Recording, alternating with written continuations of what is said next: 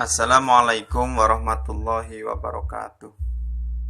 Bismillahirrahmanirrahim. Alhamdulillahirabbil alamin. Kepada kaum muslimin wal muslimat rahimakumullah. Pada kesempatan ini kami mau menceritakan tentang baginda Rasul Muhammad SAW ketika menghadapi orang-orang Yahudi yang di situ sengit kepada Kanjeng Nabi, benci kepada Kanjeng Nabi. Nah, diceritakan di situ ada di sudut pasar Madinah Al-Munawwarah ada seorang pengemis Yahudi yang buta. Hari demi hari apabila ada orang yang mendekatinya, ia selalu berkata, "Wahai saudaraku, jangan dekati Muhammad. Dia itu orang gila. Dia itu orang pembohong. Dia itu tukang sihir. Apabila kalian mendekatinya, kalian akan dipengaruhinya." Namun, setiap pagi Rasulullah SAW mendatanginya dengan membawa makanan, dan tanpa berkata sepatah kata pun Rasulullah SAW menyuapi makanan yang dibawanya kepada pengemis itu, walaupun pengemis itu selalu berpesan agar tidak mendekati orang yang bernama Muhammad. Rasulullah SAW melakukannya hingga menjelang beliau wafat. Setelah kewafatan Rasulullah SAW, tidak ada lagi orang yang membawakan makanan setiap pagi kepada pengemis Yahudi buta itu. Suatu hari, Abu Bakar radhiyallahu anhu berkunjung ke rumah anaknya, yaitu Dewi Aisyah radhiyallahu anha.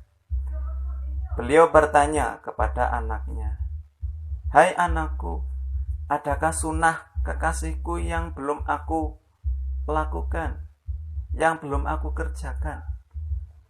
Lantas Aisyah radhiyallahu anha menjawab pertanyaan ayahnya, "Wahai ayahku, engkau adalah seorang ahli sunnah. Hampir tidak ada satu sunnah pun yang belum ayah lakukan, kecuali satu sunnah saja." Lantas sahabat Abu Bakar, ayahnya berkata, "Apakah itu, ya Aisyah?" Yaitu setiap pagi Rasulullah SAW selalu pergi ke ujung pasar dengan membawakan makanan untuk seorang pengemis Yahudi buta yang berada di sana. Itu kata Aisyah. Keesokan harinya, Abu Bakar radhiyallahu anhu pergi ke pasar dengan membawa makanan untuk diberikannya kepada pengemis itu. Abu Bakar mendatangi pengemis itu dan memberikan makanan itu kepadanya. Ketika Abu Bakar mulai menyuapinya, si pengemis marah sambil berteriak, "Hei, siapakah kamu?" Dijawab oleh sahabat Abu Bakar, "Aku adalah orang yang biasa nyuapin kamu."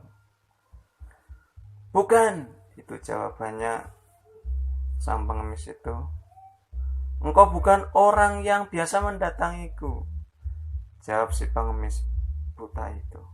"Apabila ia datang kepadaku, tidak usah tangan ini memegang dan tidak usah mulut ini mengunyah. Orang yang biasa mendatangiku itu selalu menyuapiku, tapi terlebih dahulu dihaluskannya makanan tersebut dengan mulutnya. Setelah itu ia berikan padaku dengan mulutnya sendiri." Pengemis itu melanjutkan perkataannya. Itu Abu Bakar tidak dapat menahan air matanya. Ia menangis sambil berkata kepada pengemis itu, "Aku memang bukan orang yang biasa datang padamu. Aku adalah salah seorang dari sahabatnya. Orang yang mulia itu telah tiada. Ia adalah Muhammad Rasulullah sallallahu alaihi wasallam. Ketika mendengar percakapan sahabat Abu Bakar, setelah itu pengemis itu mendengar cerita Abu Bakar, ia pun menangis dan kemudian berkata, "Apa benarkah demikian? Selama ini aku selalu menghinanya, memfitnahnya. Namun ia tidak pernah memarahiku sedikit pun. Ia mendatangiku dengan membawa makanan setiap pagi. Ia begitu mulia." Pengemis Yahudi buta tersebut akhirnya bersyahadat di hadapan Abu Bakar. Begitu anggun dan mulia akhlak Nabi yang mungkin mustahil dijumpai pada pribadi orang-orang zaman sekarang ini. Bahkan generasi terbaik kala itu, sahabat Abu Bakar, tak mampu untuk meladani akhlak beliau yang menakjubkan itu.